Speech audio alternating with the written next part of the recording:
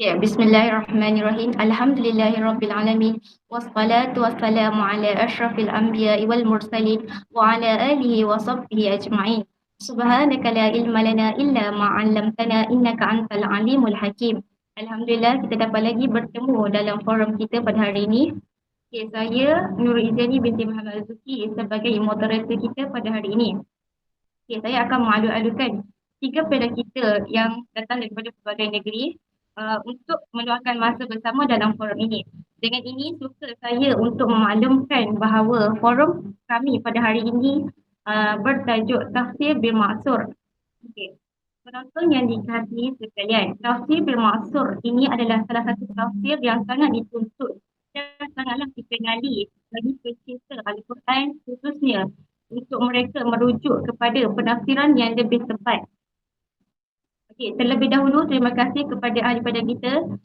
Okey, saya akan memperkenalkan panel yang pertama ialah saudara saudara Muhammad Firdaus bin Muhammad Latifi, dan panel yang kedua saudara Muhammad Rizwan bin Ahmad Firdaus, dan panel yang ketiga ialah Muhammad Anas bin Razak. Okey. Uh, Sebelum kita memulakan majlis ilmu pada hari ini, adakah anda semua sudah bersedia? InsyaAllah. Ada. Saya akan mengusulkan soalan ini buat panel kita yang pertama. Saya percaya bahawa tafsir bermaksud perkataan tafsir ini sudah dikenali ramai.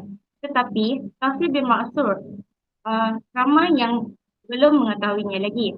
Jadi, saya akan mengajukan soalan ini kepada panel yang pertama. Bolehkah saudara terangkan apa itu yang dimaksudkan dengan tafsir bermaksud? Dipersilakan saudara Firdaus. Okey. Assalamualaikum warahmatullahi wabarakatuh. Terima kasih kepada moderator kita. Okey, apa itu tafsir bermaksud? Tafsir bermaksud ialah penafsiran ayat-ayat Al-Quran yang dibuat menggunakan penjelasan dari ayat Al-Quran, hadis-hadis Nabi SAW yang sahih dan riwayat para sahabat, atau dengan sesuatu yang dikatakan oleh tabi'in besar kerana mereka menerima perkara tersebut dari para sahabat. Menurut Tamin Usama, dalam metodologi tafsir Al-Quran mengatakan bahawa tafsir dimaksud adalah tafsir yang merujuk pada penafsiran Al-Quran dengan Al-Quran atau penafsiran Al-Quran dengan hadis melalui penuturan para sahabat. Sedangkan menurut Syekh Mana Al-Qattan, tafsir dimaksud ialah tafsir yang berdasarkan pada Al-Quran atau riwayat yang sahih atau menafsirkan Al-Quran dengan Al-Quran, iaitu ayat dengan ayat, Al-Quran dengan sunnah dan perkataan sahabat kerana mereka lah yang paling mengetahui kitabullah dengan dengan pendapat tokoh-tokoh besar tabi'in. Metod ini merupakan dua tafsir tertinggi yang tidak dapat diperbandingkan dengan sumber lain kerana menyaksikan di saat turunnya wahyu. Dan menurut Imam Mukhlas pula mengatakan bahawa tafsir bermaksud ialah usaha penafsiran Al-Quran hanya dengan ayat Al-Quran dan hadis Rasulullah SAW dan perkataan para sahabat. Okey.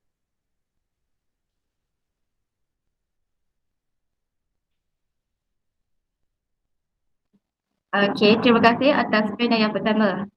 Okey, penonton sekalian, jadi kita telah tahu apa itu yang dimaksudkan dengan tafsir bermaksud. Bagaimana pula dengan sumber tafsir? Sumber dari manakah kita mengambil untuk tafsir bermaksud? Saya akan ajukan soalan ini kepada panel yang kedua. Dipersilakan saudara Rizwan. Okey, Bismillahirrahmanirrahim. Bismillahirrahmanirrahim. Cantik sekali panel kita yang pertama menghuraikan tentang definisi tafsir bermaksud. Terima kasih juga kepada saudari moderator kita. Jadi kita akan tengok sumber-sumber tafsir bermaksud ini. Yang pertama, dalam menafsirkan Al-Quran ini adalah tidak lain dengan tidak bukan menafsirkan Al-Quran dengan Al-Quran itu sendiri, dan ia adalah merupakan kaedah yang paling terbaik sekali dalam menafsirkan Al-Quran. Bukannya kita tengok Al-Quran tu, kita tengok terjemahan harfiah dia, kita boleh tafsirkan. Bukan macam tu. Dia bukan macam tu. Okey, apa kata Ibn Katsir? Ibn Katsir mengatakan bahawa sekiranya ada orang bertanya apakah jalan yang terbaik dalam menafsirkan Al-Quran? Maka jawapannya adalah Al-Quran itu sendiri. Kaedah terbaik dalam mentafsirkan Al-Quran tidak lain tidak bukan adalah Al-Quran dengan Al-Quran. Ini kerana perkara yang dijelaskan secara mujmal pada satu ayat terperinci yang tempat lain. Maknanya ayat Al-Quran saling menjelaskan sebenarnya. Okey. Seterusnya kita tengok pula kepada sumber kedua dalam menafsirkan Al-Quran, iaitu hadis Nabi SAW. Sekiranya pentafsir tidak dapat menafsirkan ayat Al-Quran dengan Al-Quran, jadi apa langkah seterusnya yang perlu dibuat? Kita merujuk kepada As-Sunnah, iaitu hadis Nabi SAW. Apa Imam Syafi'i kata? Imam Syafi'i kata, segala apa yang diberikan hukumnya oleh Rasulullah SAW, maka itu adalah apa yang baginda fahami daripada Al-Quran, dan tidak ada orang lain yang lebih memahami Al-Quran selain daripada baginda Nabi SAW. Jadi ia adalah amat penting untuk kita memahami, menerima sunnah dan kita mengamalkan sunnah yang sahih. Kalau sebab apa? Contohnya dalam berkenaan solat. Perintah solat diturunkan di dalam Al-Quran, tetapi penjelasan bagaimana cara untuk kita melakukan solat, bagaimana nak mengangkat takbir apa semua, duduk di antara dua sujud dan sebagainya, semua itu diterangkan melalui hadis. Dan kalau kita menolak hadis, bagaimana kita nak memahami Al-Quran itu sendiri? Tidak mungkin. Kerana tak ada orang lain yang lebih memahami Al-Quran selain daripada Nabi SAW. Dan kita pergi pula kepada yang ketiga, iaitu perkataan para sahabat. Dan kalau kita, sebagaimana kita tahu, sahabat ni merupakan orang yang paling dekat dengan Rasulullah SAW.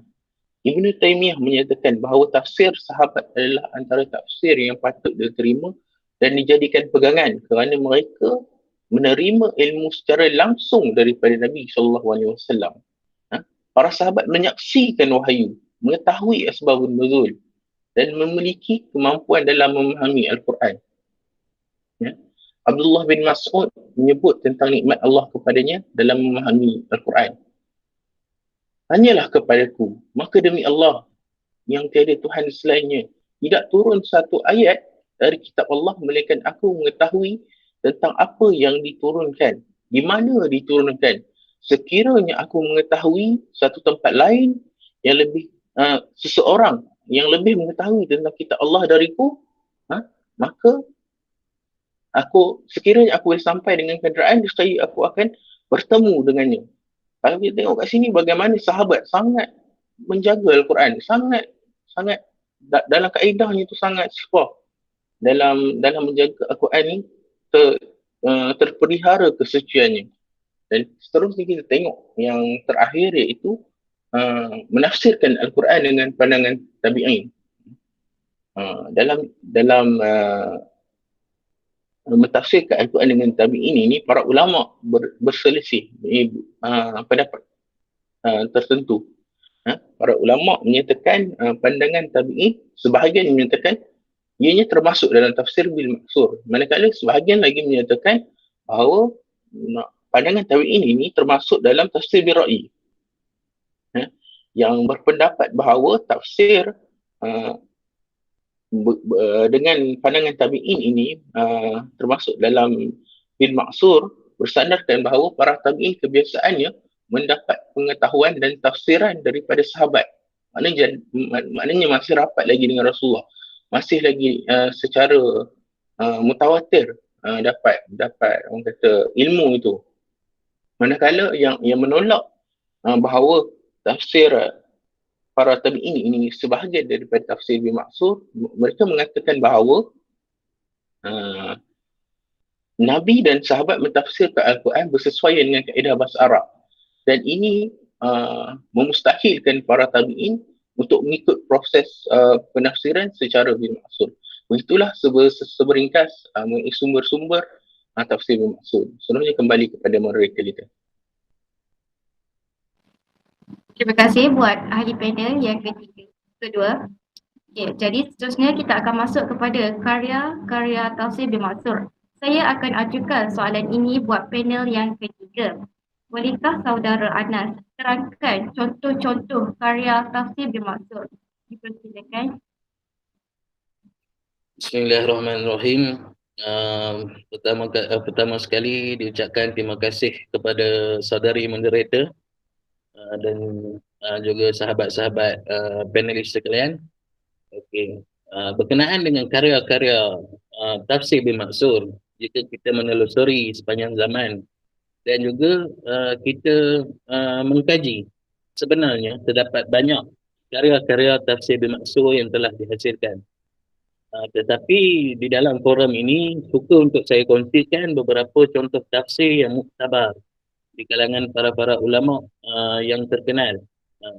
Yang pertama adalah kita boleh lihat tafsir yang dikarang oleh Imam At-Tabari, iaitu Jami'ul Bayan di Tafsir Al-Quran, karangan Imam Tabari. Okey, kita lihat sedikit tentang biodata penulis ni, iaitu Imam Tabari tadilah. Orang kata kalau tak kenal maka tak cinta. Jadi marilah kita berkenalan sedikit dengan penulis agar kita mencintai karyanya. Nama penuh beliau ialah Abu Ja'far Muhammad bin Jarir At-Tabari. Dilahirkan di Amal Tabarista pada tahun 224 Hijrah dan meninggal dunia pada tahun 310 Hijrah di Baghdad. Okey, beliau mula menuntut ilmu pengetahuan semenjak berusia 12 tahun. Pada usia yang sangat muda, di mana beliau telah merantau ke Mesir, Syria dan Iraq, dan juga dan akhirnya beliau menetap di Baghdad. Beliau adalah merupakan antara imam-imam yang terkenal. Okey, secara ringkasnya, Imam At-Tabari ini merupakan tokoh di dalam bidang hadis, syekh para sejarawan, pemuka di dalam ilmu qiraat dan bahasa, serta imam mujtahid. Dan Imam Tabari ini sendiri adalah pendiri mazhabnya sendiri, di mana sebelumnya beliau adalah bermazhab Syafi'i. Kemudian setelah beliau menuntut ilmu, seterusnya beliau mengasaskan mazhabnya sendiri, dan juga beliau merupakan pengasas kepada tafsir Al-Asari dan Al-Nazari yang mengutamakan Al-Maksur dan disusuli dengan ijtihad, istinbat dan seterusnya istidlal. Okey, itu sedikit mengenai Imam At-Tabari dan karyanya Jami'ul Bayan fi Tafsir Al-Quran. Kita pergi kepada karya yang kedua, iaitu yang dikarang oleh Ibnu Atiyah, iaitu kitab yang bernama Al-Muharrir Al-Wajiz fi Tafsir Al-Kitab Al-Aziz. Okey, di sini suka untuk saya kongsikan sedikit mengenai biodata Ibnu Atiyah. Nama sebenar beliau ialah Abu Muhammad Abdul Haq bin Ghalib bin Atiyah Al-Andalusi. Beliau dilahirkan di Gharnatah pada tahun 480 Hijrah.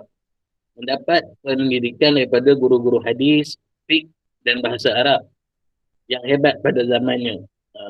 Antara guru-gurunya ialah bapanya sendiri, iaitu Al-Hafiz Abu Bakar Al-Ghalib bin Atiyah. Okey. Ibnu Atiyah, beliau pernah memegang jawatan qadi di Bandar Maria di Spanyol. Beliau adalah merupakan tokoh yang terbilang di dalam fiqh, hadis, tafsir dan sastra di Spanyol. Okey, pengarang terbilang dalam ilmu tafsir sebagaimana yang disebutkan oleh Abu Hayyan. Dan beliau menghembuskan nafasnya yang terakhir pada tahun 541 Hijrah di Lurakah, Morocco. Itu sedikit mengenai karya dan juga penulis yang kedua. Kita pergi kepada karya dan penulis yang ketiga, iaitu Ma'lim At-Tanzir yang dikarang oleh Al-Baghawi. Okey, sedikit sebanyak tentang mengenai Imam Al-Baghawi. Nama penuh beliau ialah Abu Muhammad Al-Husain bin Mas'ud Al-Baghawi. Beliau merupakan faqih mufassir. Dikenali dengan takwa dan warak, beliau tidak akan menyampaikan sesuatu ilmu melainkan beliau di dalam keadaan yang suci.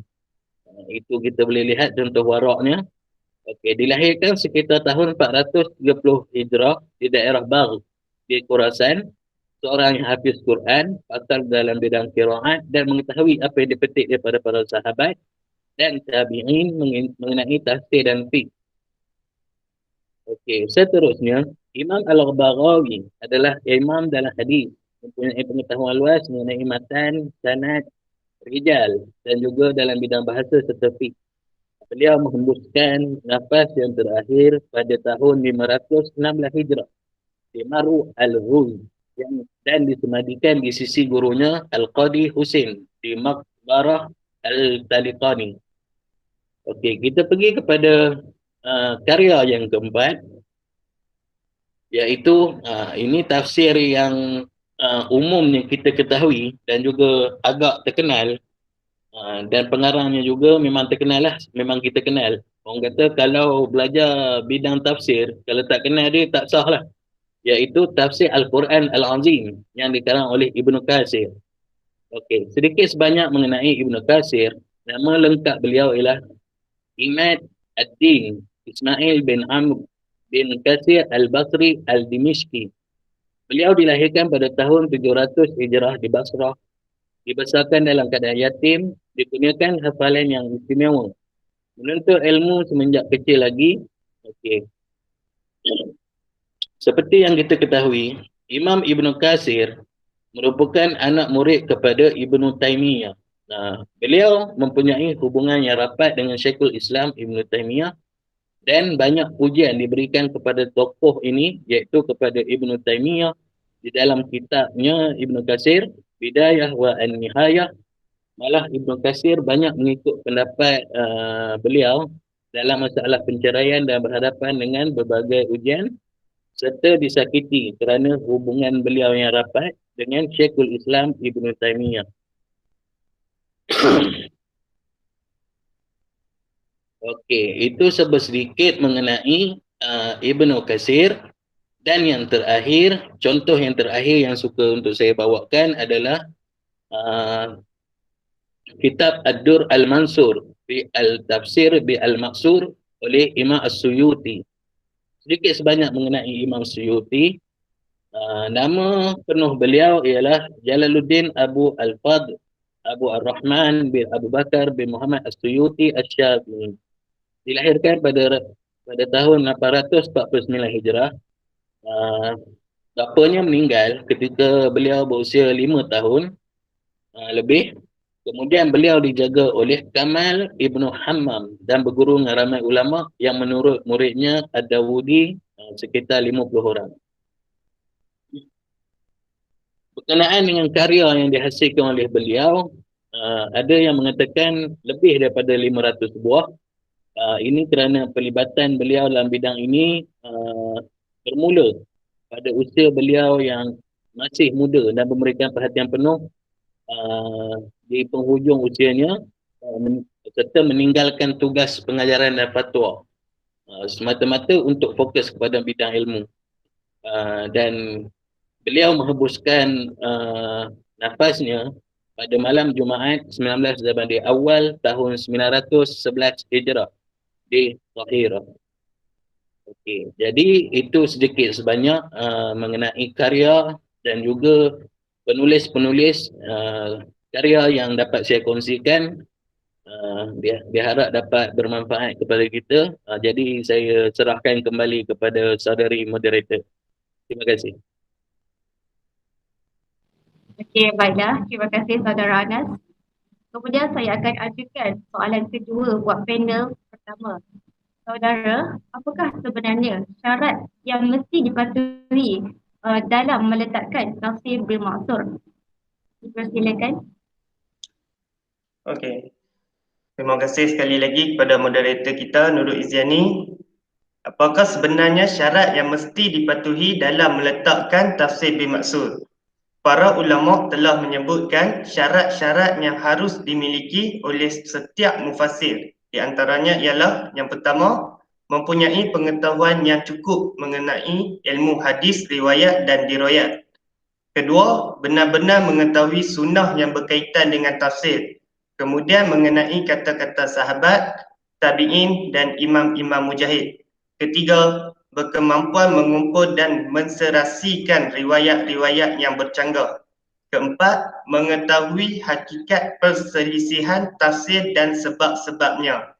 Kelima, mengetahui tentang asbab an-nuzul dan ilmu nasih mansukh. Kerana pengetahuan tentang asbab an-nuzul membantu memahami nas dan ilmu nasih mansukh untuk mengetahui ayat yang muhkam dan mansukh. Keenam, memetik pendapat yang sepakat sahaja dan tidak memetik pendapat yang korek. Dan yang ketujuh, tidak bersandar kepada riwayat-riwayat Israeliat.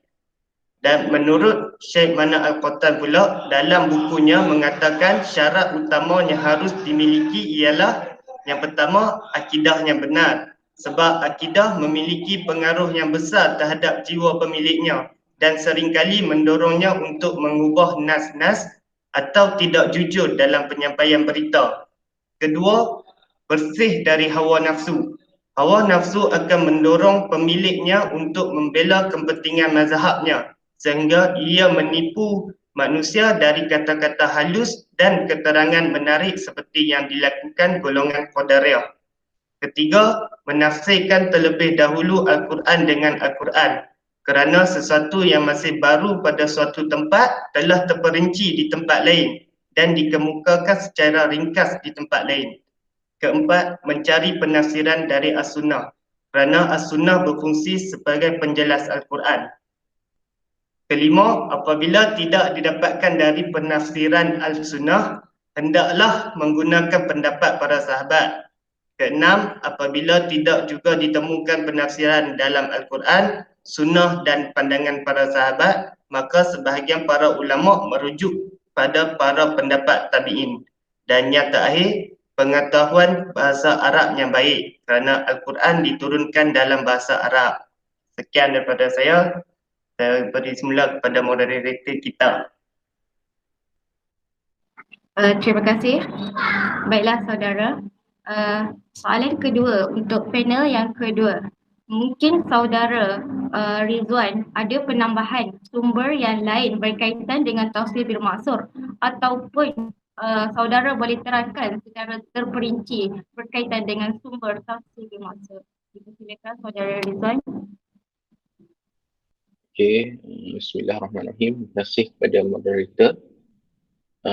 Sebelum ni kita tengok dengan lebih terperinci lah secara ringkas berkenaan tafsir Al-Quran dengan Al-Quran. Dalam menafsirkan Al-Quran ini, kita akan lihat dia daripada pelbagai sudut. Yang pertamanya, kita menafsirkan terhadap ayat yang ringkas. Contohnya, berkenaan kiamat. Allah Subhanahu wa taala berfirman di dalam surah Al-Infitar, "Wa ma adraka ma yaumiddin." Maksudnya, dan apa jalan yang engkau dapat mengetahui kedahsyatan hari pembalasan itu? Yaumiddin. Apa yang dimaksudkan dengan yaumiddin, dengan yaumiddin ini? Seterusnya Allah berfirman lagi, "Wa ma adraka ma yaumiddin." Masih lagi kita dapat lihat yaumiddin. Apakah maksud di sebalik yaumiddin ini? Dan Allah berfirman lagi, "Yauma la tamliku nafsin li nafs." Yauma tamliku nafsin li nafsin syai'a wal amaru yaumiddin wal amara yaumi idzin billah. Hari itu ialah hari seseorang tidak dapat memberikan pertolongan sedikit pun kepada orang lain dan segala urusan pada hari itu tertentu bagi Allah. Jadi Allah menerangkan dua ayat sebelum ni dengan ayat yang ini. Menerangkan bahawa yang Yaumiddin ini adalah hari kiamat. Seterusnya kita lihat pula kepada yang kedua, iaitu apa yang dimaksudkan yang kedua, penafsiran secara lebih jelas terhadap ayat yang berbentuk mujmal. Contohnya dalam surah Al-Fatihah, "Siratal ladzina an'amta 'alaihim ghairil maghdubi 'alaihim waladdallin." Maksudnya iaitu jalan orang-orang yang telah engkau beri nikmat kepada mereka. Dalam ayat ini, golongan yang dikurniakan oleh Allah dengan nikmat-nikmat disebut secara mujmal, yakni menyeluruh, dijelaskan dalam firman Allah, وَمَنْ يُطِيعِ اللَّهَ وَالرَّسُولَ فَأُولَئِكَ مَعَ الَّذِينَ أَنْعَمْتَ عَلَيْهِمْ مِنَ النَّبِيِّينَ وَالصِّدِّيقِينَ وَالشُّهَدَاءِ وَالصَّالِحِينَ وَحَسُنَ أُولَئِكَ رَفِيقًا. Maksudnya, dan barang siapa yang mentaati Allah dan Rasulnya, mereka itu akan bersama-sama dengan orang-orang yang dianugerahi nikmat oleh Allah, iaitu Nabi-Nabi, para siddiqin, orang-orang yang mati syahid dan orang-orang saleh, dan mereka itulah teman-teman yang sebaik-baiknya. Dapat kita lihat uh, surah An-Nisa ini menerangkan surah Al-Fatihah ayat 7 sebentar tadi. Dan yang ketiga dalam penafsiran Al-Quran dengan Al-Quran ini, kita lihat iaitu penafsiran yang mengkhususkan ayat-ayat yang umum. Manakala yang keempat, kita dapat lihat Al-Quran ini mentafsirkan melalui ketentuan ikatan yang mutlak. Dan yang kelima, penafsiran melalui ayat-ayat nasab. Contohnya kita dapat lihat berkenaan wasiat. Lepas tu digantikan hukum, ayat tu masih ada tapi digantikan hukumnya dengan dinasahkan dengan ayat berkenaan fara'id. Seterusnya kita lihat pada yang keenam, iaitu pentafsiran dengan cara menyesuaikan di antara dua perkara dilihat secara zahir, ayat bertentangan di antara satu sama lain, dan yang terakhir penafsiran melalui bacaan atau qiraat yang sahih.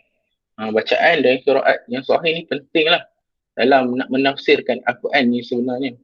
Sebab Al-Quran ni diturunkan dalam lahjah Arab. Jadi hanya kalau ikutkan sangat penting untuk memahami bahasa Arab untuk menafsirkan sesuatu ayat tu.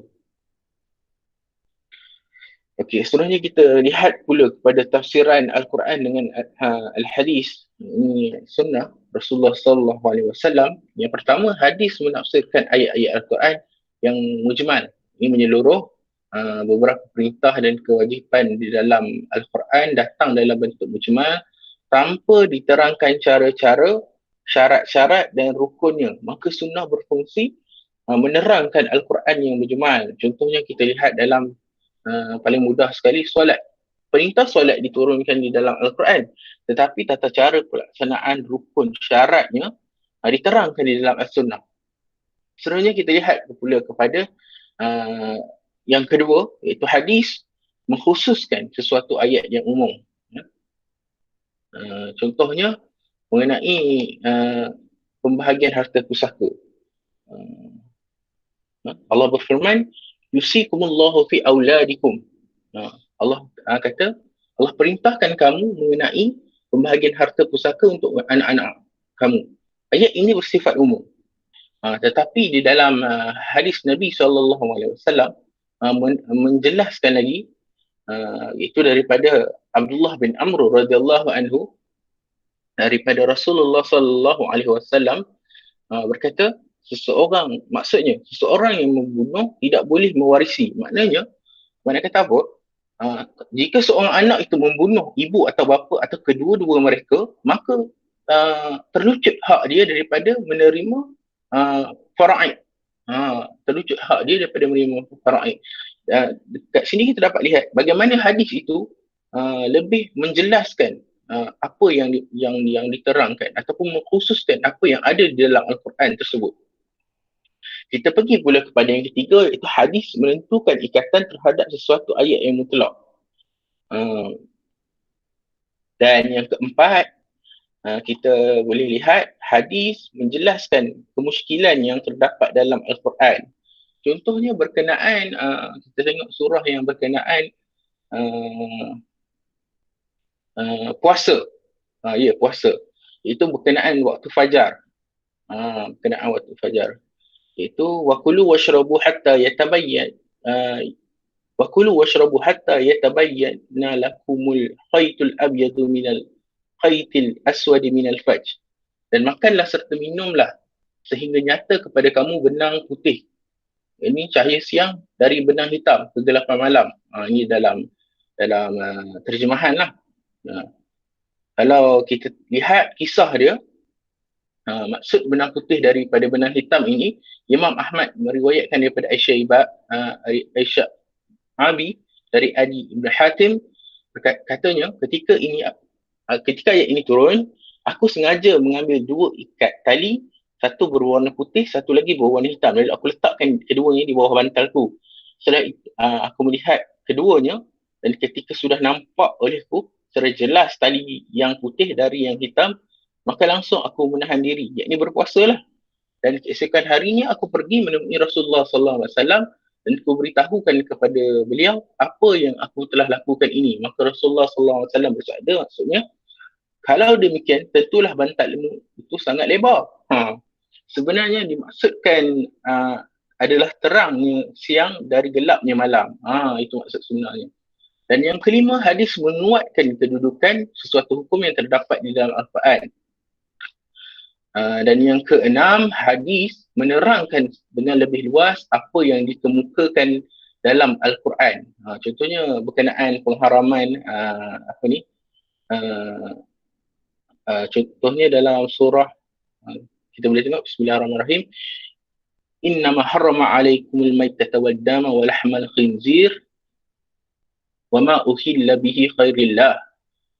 Sesungguhnya Allah hanya mengharamkan kepada kamu memakan bangkai, darah dan daging babi. Dan binatang-binatang yang disembelih tidak kerana Allah. Kalau kita tengok ayat ni bersifat umum juga sebenarnya. Kalau kita tengok, kalau macam tu ikan pun tak boleh makan lah. Tapi datang hadis yang mengatakan dihalal, Rasulullah SAW bersabda, dihalalkan ke atas kita dua jenis bangkai dan dua jenis darah. Dua jenis bangkai itu, yang pertama itu ikan dan belalang, dan dua jenis darah iaitu hati dan limpa. Maknanya bukan semua bangkai itu haram. Ikan tu kalau ikutkan, dia naik atas laut dia mati, kita tak sembelih dia, jadi bangkai, tapi dia tak haram sebab ada hadis. Dan yang ketujuh, hadis mentafsirkan perkataan-perkataan Al-Quran. Kita tengok pula kepada tafsir Al-Quran dengan perkataan sahabat. Tafsir para sahabat diterima menjadi pegangan dalam tafsir Al-Quran, namun ianya perlulah mempunyai kriteria berikut. Yang pertama, sanadnya baik dan tidak terputus. Dan yang kedua, perawinya bersifat adil dan mempunyai hafalan yang baik. Yang ketiga, riwayatnya tidak bertentangan dengan asar sahabat lain yang lebih kuat. Dan yang keempat, riwayatnya tidak bertentangan dengan hadis Nabi yang sahih. Tak boleh bertentangan. Dan yang terakhir, tidak bertentangan dengan Al-Quran. Tak boleh bertentangan dengan Al-Quran itu sendiri. Kalau bertentangan, tak ada makna lah kan. Contohnya, apabila Sayyidina Umar pernah dihadapkan dengan satu masalah di mana seorang lelaki telah dibunuh oleh ibu tiri dan saudaranya. Dua orang pelaku dekat sini. Untuk menjatuhkan hukuman bunuh ke atas kedua orang yang membunuh seseorang, dirasakan oleh Umar tidak begitu bertepatan dengan nas Al-Quran. Al-Quran mengatakan kalau seorang bunuh, pelaku tu seorang, yang dibunuh tu seorang, maka bunuh. Tapi kat sini ada dua orang pelaku. Lalu Sayyidina Ali memberi pandangan kepada Sayyidina Umar, beliau berkata, wahai Amirul Mukminin, jika Tuan hamba lihat seseorang itu berkongsi membunuh seekor kambing, maka masing-masing mengambil habuan masing-masing. Adakah Amirul Mukminin akan memotong tangan mereka? Jawab Umar, sudah tentu. Maka dijawab oleh Sayyidina Ali, begitulah sebaliknya. Dengan penjelasan daripada Sayyidina Ali tersebut, Sayyidina Umar menulis surat kepada pegawainya agar dihukum kedua-duanya tadi dibunuh atas apa yang mereka lakukan itu. Dan yang terakhir tadi sebelum saya lupa, berkenaan dengan tabi'in. Tabi'in memang ada dua pandangan, tetapi yang lebih rajih yang diterima adalah tabi'in ini sebahagian daripada tafsir bil maksud. Sekian saja. Assalamualaikum warahmatullahi wabarakatuh. Kembali kepada moderator kita. Ya, Alhamdulillah, begitu banyak sekali pengisiannya. Terima kasih buat panel yang kedua. InsyaAllah saya akan ajukan soalan terakhir buat panel yang ketiga. Baiklah Saudara Anas, bolehkah saudara terangkan sedikit sebanyak mengenai metodologi penulisan karya yang saudara terangkan sebentar tadi? Itu silakan Saudara Anas. Bismillahirrahmanirrahim. Terima kasih saudari moderator. Dalam pusingan pertama tadi, saya telah menjelaskan tentang beberapa contoh karya berkenaan karya tafsir bil maksur. Dan dalam pusingan kedua ni, insya-Allah, seperti diajukan soalan, saya akan uh, menyenaraikan sedikit mengenai metodologi penulisan yang telah digunakan oleh para ulama untuk menghasilkan karya mereka. Okey, tanpa membuang masa, mari kita lihat kepada karya yang pertama, iaitu Jami'ul Bayan fi Tafsir Al-Quran oleh Ibnu Jarir At-Tabari, ataupun lebih dikenali sebagai Imam Tabari. Di sini terdapat beberapa metod penulisan yang beliau gariskan. Yang dapat saya ringkaskan ada 7. Yang pertama adalah semestinya metodologi penulisan yang dibawa oleh At-Tabari dalam kitab tafsirnya bersumberkan kepada Al-Maksur, yang mana disebutkan semua pandangan yang maksur daripada Rasulullah SAW, sahabat, tabi'in dan tabi'in. Yang kedua, Tabari memaparkan kesemua riwayat dengan ayat-ayat yang hendak ditafsirkan. Kemudian membahaskan riwayat-riwayat tersebut dengan membandingkan antara satu dengan yang lain. Dan kemudian pada akhirnya, Imam At-Tabari dia akan mentarjihkan, iaitu memilih satu pandangan yang kuat daripada riwayat-riwayat tersebut. Okey, untuk metod yang ketiga, At-Tabari berlandaskan kepada sanad yang kemas. Beliau sangat mengambil berat tentang sanad dan tetap menyebutnya walaupun panjang. Metod yang keempat, At-Tabari menolak riwayat-riwayat yang tidak diyakini kesahihannya. Metod yang kelima, At-Tabari memberi penekanan yang besar kepada permasalahan qiraat. Yang keenam, beliau juga turut membicarakan hukum-hukum fiqh dengan membicarakan pelbagai pendapat ulama daripada pelbagai aliran mazhab. Dan metod yang terakhir, beliau tidak memberikan perhatian kepada perkara-perkara yang remeh-temeh dan tidak berfaedah. Contohnya adalah mengenai perincian kepada kisah-kisah zaman terdahulu seperti kisah Al-Kahfi, kisah Al-Baqarah dan lain-lain. Okey, itu adalah sikit sebanyak mengenai metod yang digunakan oleh Imam At-Tabari. Dan harus kita sedari bahawa setiap ulama menggunakan metod yang berbeza dalam menghasilkan karya mereka. Okay, kita cuba lihat pula karya yang kedua, iaitu Al-Muharrir Al-Wajiz fi At-Tafsir Al-Kitab Al-Aziz, iaitu karya Ibnu Atiyah. Di sini dapat saya ringkaskan, terdapat 4 metod yang digunakan. Dan dalam kitab ni juga saya bawa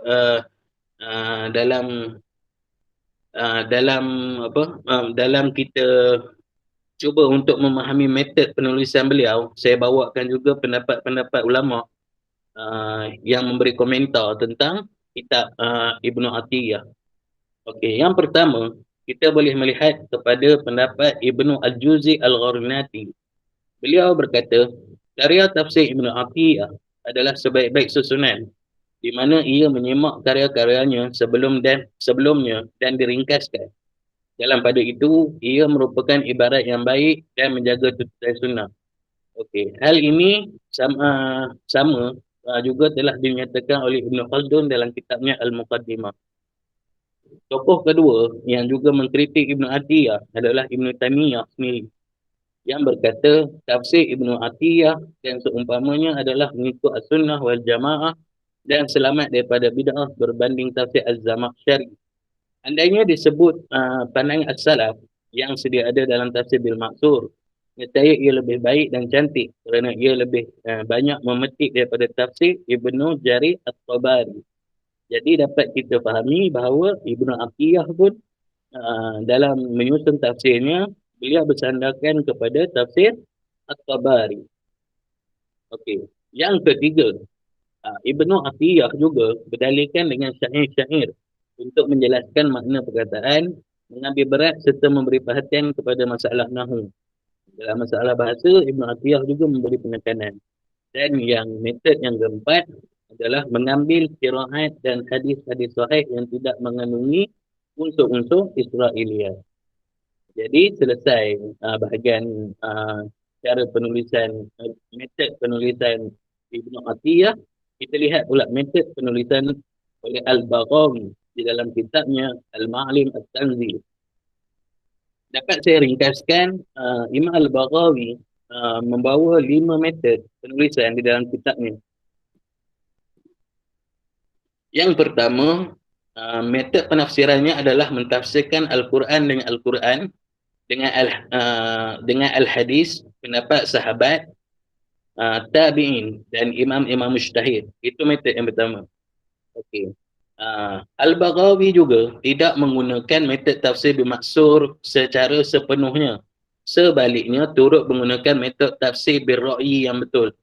Di dalamnya juga dimuatkan asbab an-nuzul iaitu sebab penurunan ayat Al-Quran dan hukum-hukum fiqh yang berkaitan dengan ayat-ayat yang ditafsirkan. Selain daripada itu, Al-Baghawi juga menggunakan metod berkenaan apabila hadis diperturunkan disertakan dengan sanad-sanad yang sahih atau hasan. Juga apa yang diriwayatkan oleh sahabat dan tabi'in. Okey, metod yang keempat disebutkan juga perselisihan di kalangan salaf dalam tafsir tanpa tarjih, atas andaian kesemua pandangan adalah benar. Okey, jika terdapat perselisihan di kalangan salaf, Imam Al-Baghawi akan membiarkan pendapat tersebut tanpa memberi komentar terhadap pendapat tersebut, kerana berpendapat bahawa kesemua pandangan salaf tersebut adalah benar. Dan metod yang kelima turut membincangkan masalah-masalah fiqh, walaupun beliau bersikap terbuka dan tidak terikat dengan mazhab Asy-Syafi'i yang dianutinya. Okey, itu mengenai tafsir Al-Baghawi, metod yang digunakan oleh Imam Al-Baghawi.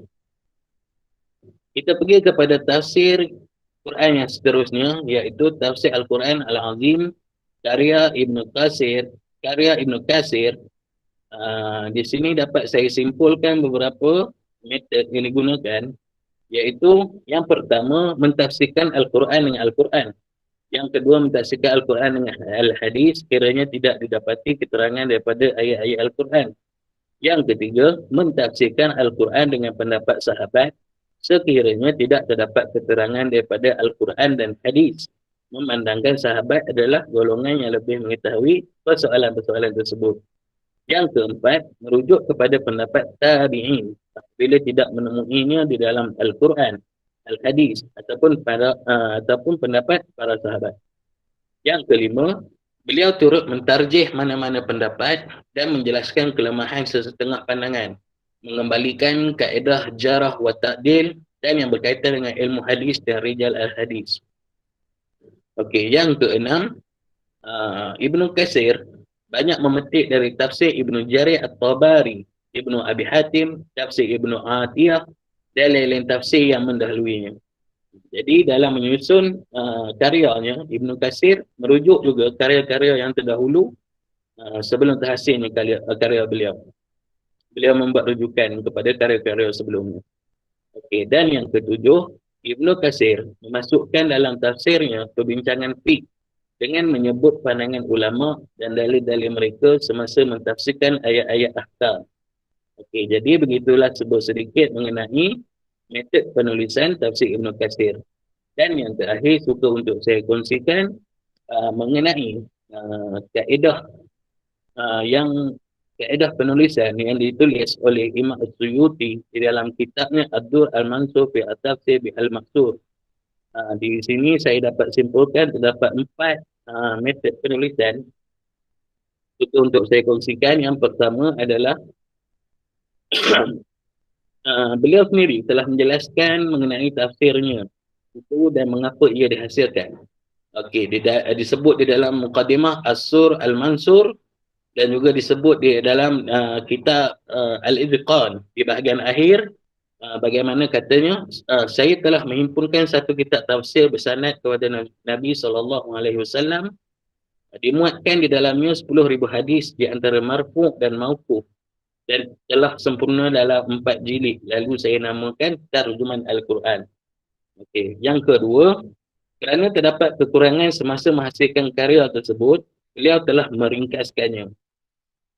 Jadi ini metod kedua yang digunakan. Imam As-Suyuti telah meringkaskan karyanya. Dan yang ketiga, beliau mengumpulkan pandangan mereka yang sebelumnya, khususnya dari kalangan salaf, tanpa sebarang ulasan, pindaan dan analisis. Dan yang keempat, beliau tidak mementingkan kesahihan apa yang beliau kumpulkan. Dengan itu, ia bercampur aduk. Beliau tidak mementingkan kesahihan apa yang beliau kumpulkan. Dengan itu, ia bercampur aduk antara yang sahih dan yang dhaif. Okey, jadi wallahualam setakat tu saja perkongsian saya mengenai metod penulisan yang telah digunakan oleh para ulama untuk menghasilkan karya mereka. Jadi saya serahkan kembali kepada saudari moderator. Terima kasih banyak di atas masa dan masa anda berikan. Okey, serahkan kembali kepada moderator. Silakan.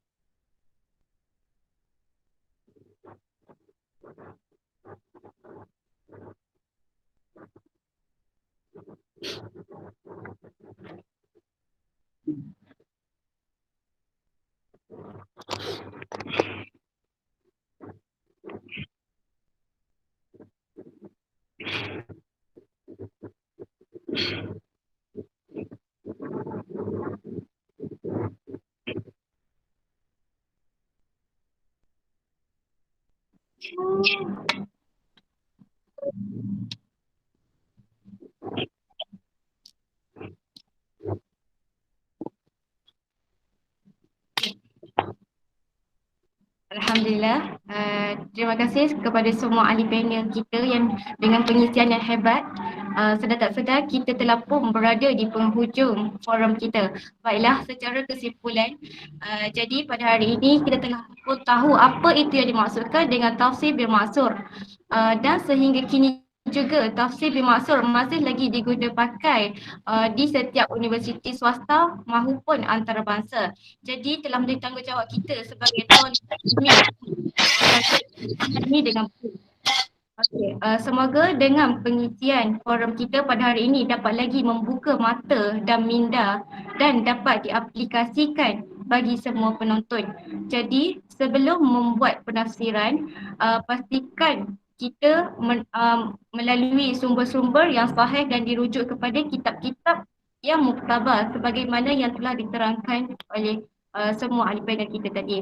Jadi setakat ini sahaja dahulu forum kita pada hari ini. Terima kasih kepada semua ahli panel kerana sudi meluangkan masa bersama.